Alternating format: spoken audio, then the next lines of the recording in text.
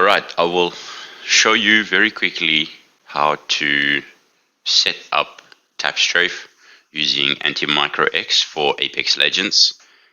I'm not sure if this is the best technique, but it works for me. I found a Reddit comment and it kind of guided me on the right path.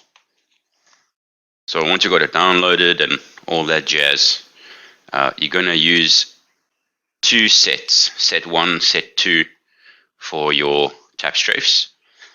If there's a better way and you know, let me know. So what I like to do, I like to tap strafe using the jump button.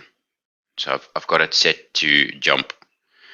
So first thing that we need to do is to find out which button we want to use for tap strafe. And then we're going to change that to whatever action it is. So in this case, jump button will be space. And then go to advanced and go to set selector at the bottom and select set to while held. If you want to use another set, then just use it while held, and that will activate that specific set where your tap strafe settings are. So in my case, set to while held. So in set 2, you want to then bind WASD to your left stick movement.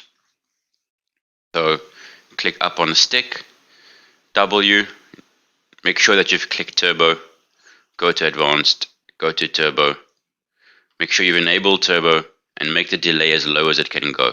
So just move it all the way to the fastest refresh rate that you can. Close and close. Again, left, down, right, WASD, turbo, advanced, turbo, enable, all the way down. Close and close. So repeat that for all 4 sticks. Then your tap strafe is set up. That's it. Simple as that.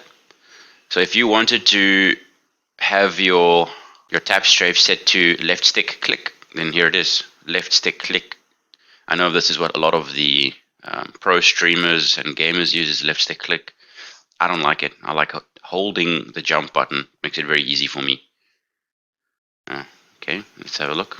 Alright, so now that we've got our tap strafe set up, go, simple as that.